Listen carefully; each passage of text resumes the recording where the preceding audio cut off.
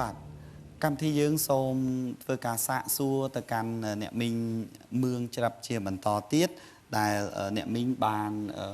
វង្វេងបែកពីឪពុកម្ដាយពីបងពីសាច់ញាតិទាំងអស់តែម្នាក់ឯងតែម្ដងហើយក៏បានជួបជាមួយនឹងលោកយាយចិត្តធម៌ម្នាក់ដែលរើសយកអ្នកមីងទៅចិញ្ចឹមហើយអ្នកមីងក៏រស់នៅជាក្មេងកំព្រារហូតមកដល់សប្តាហ៍ថ្ងៃនេះអ្នកមីងបានរៀបអាពាហ៍ពិពាហ៍ហើយមានកូនរហូតដល់ទៅ5នាក់ទៅហើយបាទចង់សួរអ្នកមីងបន្តទៀតថាអ្នកមីងចាំបានទេថាតើឪពុកម្ដាយហើយនឹងបងប្អូនរបស់អ្នកមីងមានឈ្មោះអីខ្លះដែរខ្ញុំចាំបានខ្ញុំ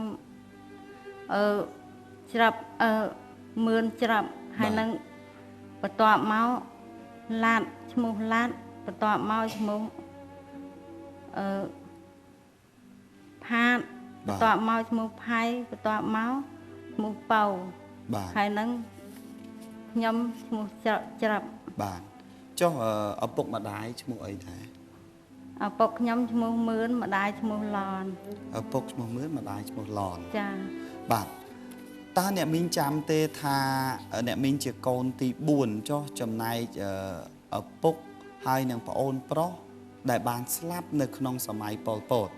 មែនទេអ្នកមីងឪពុកបងប្រុសបានស្លាប់ក្នុងសម័យប៉ុលពតចុះចំណែកម្ដាយរបស់អ្នកមីងដែលនៅរស់បាទពេលនេះគាត់ប្រហែលជាអាយុប្រមាណហើយមកដល់បច្ចុប្បន្នខ្ញុំអត់ដឹងពួកឯងខ្ញុំបែកពីគាត់ទូចពេកបាទកាលដែលយើងទូចហ្នឹងគឺគាត់អាយុច្រើនដែរហើយអញ្ចឹងមកដល់ឥឡូវមិនអាចដឹងថាគាត់អាយុប្រមាណទេបាទតើអ្នកមីងមានការនឹករលឹកដល់អ្នកម្ដាយរបស់អ្នកមីងចាខ្ញុំនឹកគាត់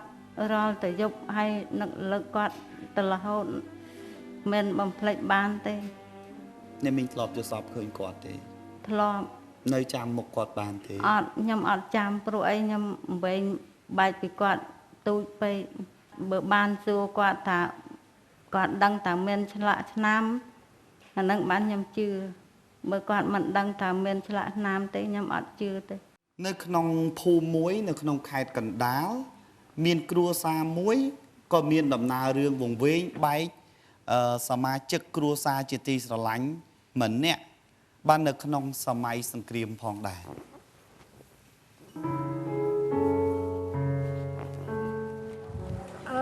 បើសិនជាបានជួបជុំគ្នាគាត់សប្បាយចិត្តណានឹកទោះបីក្រមមានក៏ដោយឲ្យទៅជួបបងប្អូនសប្បាយចិត្តណាមិនចឹងចេះតែនេះទៅចេះតែចែកគ្នាហូបទៅឲ្យទៅជួបជុំបងប្អូនបែកប្អូនស្រីខ្ញុំហ្នឹងណាបែកប្អូនស្រីខ្ញុំ4 10ឆ្នាំ20ឆ្នាំហើយដាក់មិនតាន់ហៅខេញទេបើសិនជាហៅខេញនឹងជាអយ៉ាងណាទេខ្ញុំនេះបែកគ្នាយូរឆ្នាំអីហ្នឹងណាចាស់ហើយសុផានអើយ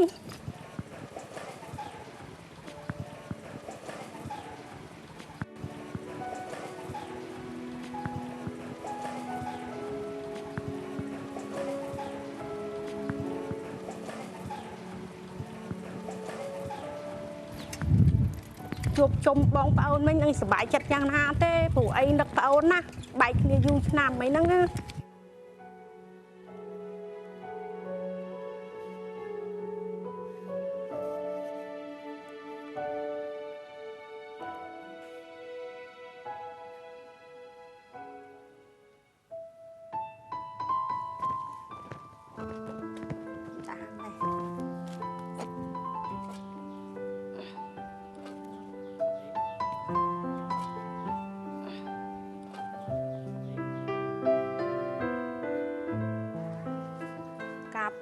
ការពេលនោះខ្ញុំនឹងប្រហែលខ្ញុំបងគេនឹងប្រហែលជាអាយុ12ប្អូនខ្ញុំប្រហែលអាយុ10ឆ្នាំបែកគ្នាទៅនឹងហើយទៅមួយទឹកកាន់ដៃគ្នានឹងដល់ទៅហើយមនុស្សច្រើនមកក៏បែកគ្នារហូតអត់ឃើញអញ្ចឹងទៅព្រោះអីទៅជាមួយយាយខ្ញុំវាអោវាបែកគ្នាដែរទាំងទៅជាមួយយាយខ្ញុំហ្នឹងណា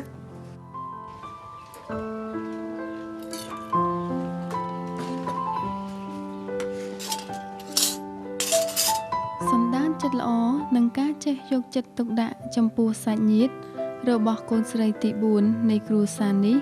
បានធ្វើឲ្យពួកគាត់មានការសោកស្ដាយយ៉ាងខ្លាំងចំពោះការវង្វេងបែកនេះនិងមិនដឹងថាតើពួកគាត់អាចមានវាសនាជួបជុំនិងរួមរស់ជាគ្រួសារដូចមុនឬទេ តែថាខ្ញុំអីវាឆ្លាញ់គ្នាណាអូនចូលគាត់ឃើញបាត់ភ្លាមខ្ញុំយំភ្លាមទឹកតែទៅបោពីតាទេខ្ញុំដិតបងអូនយប់ពេកព្រោះអីវាចេះដែរវាក្បែងមែនតែវាដឹងដែរដឹងបងដឹងបងអូន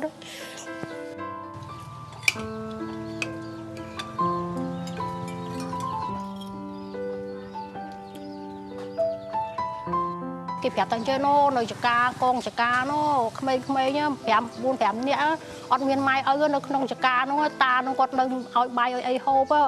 ម៉ែខ្ញុំឮតែអញ្ចឹងគាត់ថាអត់ហូបបាយទេទៅថ្ងៃត្រង់អញ្ចឹងអូនហើយម៉ែខ្ញុំថាអូយទៅហៅប្អូននៃខ្ញុំថាម៉ែអើយខ្ញុំទៅដែរហើយម៉ែខ្ញុំអត់ចាំខ្ញុំក៏រត់ទៅដល់ណាដល់នេះខ្ញុំរត់តាមក្រោយដល់រត់ទៅខ្ញុំរត់ប្រហើពីនឹងទៅដល់រួមមន្ទីរពេទ្យអាពោតចេញមកស្ពាយកំភ្លើងថាខ្ញុំញ័រអញ្ចឹងអូនអើយញ័រអញ្ចឹងប៉ុន្តែវាទៅណាហ្នឹងទៅណាប៉ុន្តែខ្ញុំបាញ់យើងឯងព្រោះវាចេញមកតែ2នាក់ឯងដល់ពេលអញ្ចឹងម៉ែទៅឃើញមើលទៅគិតតែកូនគេទៅជាងប្អូនខ្ញុំទៀតគិតតែទៅមើលទៅមិនមែនប្អូនខ្ញុំសោះអញ្ចឹងដល់តែពេលអញ្ចឹងទៅក៏ដើរតាមផ្លូវគេថាអូក្មេងបងស្រីនោះគេហៅបានក្មេង2នាក់រត់ទៅមើលទៅមិនមែនថាផ្សាយអីទេទៅថាឲ្យគេប្រាប់ថាក្មេងគេបែកអញ្ចឹងគេទៅរត់ទៅមើលណាអូនប្រាប់អូនហ្នឹងចេះនឹកឃើញថាខ្ញុំថាអូនឯងចាំស្រុកយើងភូមិជ្រោយវិស័យភូមិទឹកឃ្លាំងស្រុកវាអែមកាត់កន្តាគាត់អូនឯងកុំភ្លេចពេលបែកគ្នាអីអូនឯងសួរស្រុកភូមិទៅអញ្ចឹងពេលឲ្យទៅបច្ចាំងខ្ញុំមិនដឹងទេ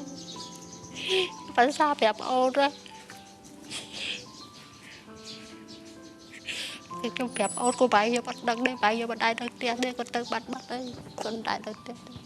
មកជួបតែប្អូនទូច2នាក់ហ្នឹងទៅប្រព័ន្ធ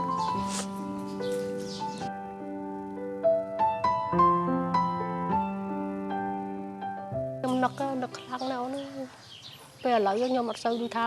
វារំសាយបន្តិចទេការថ្មីអូនខ្ញុំឲ្យតែឮថានិយាយឡើងទឹកភ្នែកខ្ញុំនឹងហូរពីណាទេទៅឮថាចេះអត់បាច់បង្ខំទេវាហូរដោយខ្លួនឯងហ្មង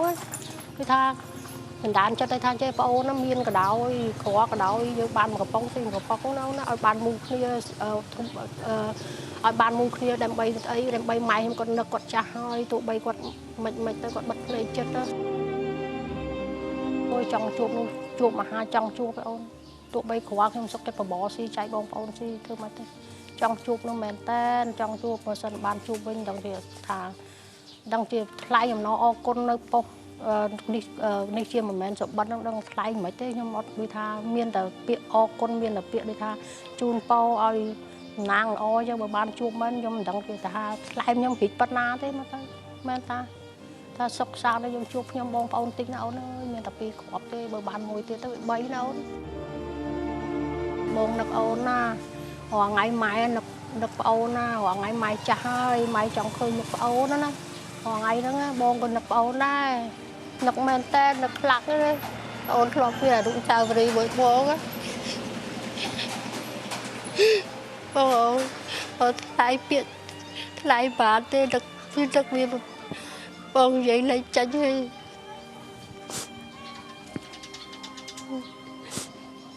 បើអូនបានឮបានឃើញសូមអូនមករកបងផងអូនមករកនៅប៉ុស្តិ៍បាយ័នឃើញបងហើយពួកប្អូនឈ្មោះកញ្ច្រាប់ពីមុនណាអូនឈ្មោះសុផានទេតែអូនឈ្មោះកញ្ច្រាប់ហៅតែកញ្ច្រាប់ទេឥឡូវបើប្អូនឮបងផ្សាយនេះហើយសូមប្អូនមករកបងផងបងនឹកណានឹកប្អូនណាព្រោះម៉ែចាស់ហើយម៉ែនៅរស់ទេបើប្អូនបានឮបងផ្សាយមែនអូនមករកឆាប់មករកបងមកបងនឹកណាម៉ែក៏នឹកដែរព្រោះម៉ែឃើញចង់ឃើញមុខអូនណារាល់ថ្ងៃហើយបងប្អូនយើងអស់ហើយមានតែ2នាក់បងប្អូនទេ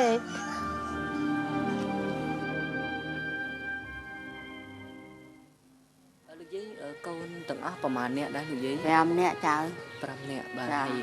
ពួកគាត់មានឈ្មោះខ្លះដែរលោកយាយជាឡាត់